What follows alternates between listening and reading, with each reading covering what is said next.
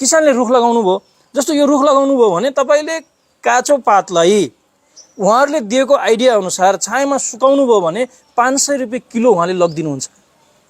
यो पात सुकाएको 1 किलो पात उहाँहरूले त्यो 9 केजी काँचो पातलाई सुकायो भने 1 केजी पात बन्छ। त्यो 1 केजी पातलाई उहाँहरूले किसानलाई 500 रुपैयाँ दिनुहुन्छ।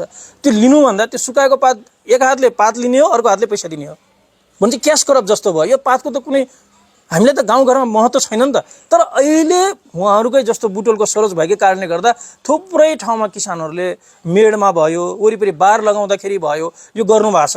अनि चन्द्रनिगाहपुर सर्लाहीको एकजना मेयर हुनुहुन्छ, हाम्रो महत्त्वजी हुनुहुन्छ, उहाँले पनि 20,000 शीतल चिनी बाँड्नु भएको छ। अहिले हामीले उहाँबाट त्यो जुन शीतल चिनी छ उहाँले यसको महत्त्व बुझेको हुनाले अनि उहाँहरूलाई मैले कम त्यो मिलाइदिन्छु। तपाईँ पात कहाँ बेच्ने, बुटोलको भाइले बेच्नुहुन्छ नि चिनाइदियो। अनि जस्तो सरिता चौधरीजी बारामा हुनुहुन्छ, यति धेरै शीतल चिनी लगाउनु भयो, के गर्ने उपाय भएन। अनि मैले उहाँलाई भने यस्तो यस्तो गर्नुहोस्, पात दिनुहोस्। अब 500 रुपैयाँ किलो काँचो पात जो सुकाएर 1 केजी भयो भने उहाँहरूले लिनुहुन्छ भने त किसानको आय स्रोत पनि बढ्यो। यसरी हामीले देशभरि एउटा चाहिँ मुभमेन्ट बनाएर आर्थिक क्रान्ति पनि ल्याउन सक्छौँ यही बिरुवाले गर्दा। र यसको माग अहिले भारतले पूर्ति गरिरहेछ संसारभरि। यो बाहिर पनि बहुत महँगो छ। यसको पाउडर अस्ति मेरो सालो चाहिँ यहाँ मैले बिरुवा दिँदा सालो हाँस्थ्यो, यहीँ छेउमा घर बिरुवा सासु आमाको बर्थडेमा एउटा यो शीतल चिनी भन्दा भिनाजु शीतल मोरिङ्गा हो मोरिङ्गा भनेर हाँस्थ्यो। अहिले अस्ट्रेलियामा उसले $14 किनेर खाएछ हेर्नुहोस्। र मलाई उसले मेसेज गरेर भिनाजु यो त एकदम राम्रो रहेछ, यहाँ मलाई चाहिँ डक्टरले नै भन्यो वेट बढ्न थाल्यो, यो खाएपछि राम्रो हुन्छ भन्यो मोरिङ्गा पाउडर। अहिले मैले ल्याएर आएँ, आज $14 पर्यो भनेर यति सानो पाउडर उसले देखाइरहेको थियो भने चाहिँ बाहिर पनि यसको राम्रो माग छ। सरकारले यसलाई नीतिमै राखिदिएर कार्यविधि बनाइदिएर नेपालको लागि मात्र होइन हामीले बाहिर पनि पठाउन सक्छौँ भने त नेपालीहरू तयार छ। यो खेती यति धेरै अहिले केही नभए पनि 20-22 वटा फारमहरू नेपालमा तयार छन्। 100 बिघामा मानिसहरूले शीतल चिनी लगाएका छन्। अब मात्र नीति बनाइदिएर त्यसलाई बाहिर पठाउन पायौँ भने आर्थिक आय आर्जनका लागि बाहिरको जुन कमाई छ त्यो पनि हाम्रो देशमा देखिने। त्यसैले म चाहिँ सबैलाई के भन्छु भने यो बहुउपयोगी छ, स्वास्थ्यकर पनि भयो, वातावरणका लागि पनि भयो, किराका लागि चराहरू आएर यसको उसमा चाहिँ यो फुलमा रसपान गरेको देखेको छु मैले। सबैलाई फाइदा हुने भएका कारणले गर्दा मैले के भन्छु भने यो शीतल चिनी एक घर एक शीतल चिनी अभियानलाई सबैले सार्थक बनाऊ।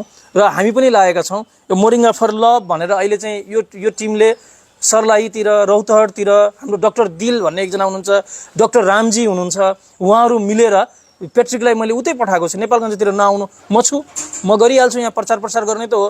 र तपाईँले चाहिँ रौतहट सर्लाहीतिर जहाँ बिरुवा लागेका छन् मानिसले पात खाँदैन। अहिले पनि नेपालगञ्जमा पात खाने मान्छे एकदम कम हुनुहुन्छ नि। हामीसँग रुख घरमै छ तर यसको महत्त्व थाहा छैन।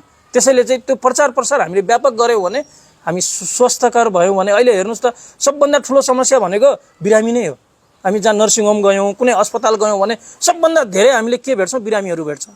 र यसको सेवन गऱ्यो भने हामी बिरामी हुँदैनौँ। यसले चाहिँ हामीले प्रतिरोधात्मक शक्तिको रूपमा काम गर्यो। र जीवन छ त सब चिज छ, अहिले जीवन रहेन भने केही पनि रहँदैन। म त्यतिखेर मैले यो शीतल चिनी नखाएको भए म माटोमा हुन्थेँ होला। मैले विवाह गरेपछि मैले मेरो म्याडमबाट बच्चा पनि जन्माएन 5-6 वर्ष, किनभने मलाई डर के भयो भने म बिरामी छु, म मर्छु, मेरो लिभर फेल छ भन्ने मलाई लाग्थ्यो। तर जब मैले यो खाएँ मलाई सन्चो भयो। अब म सबलाई के भन्छु भने जीवन बचाउनको लागि शीतल चिनी अनिवार्य चाहियो।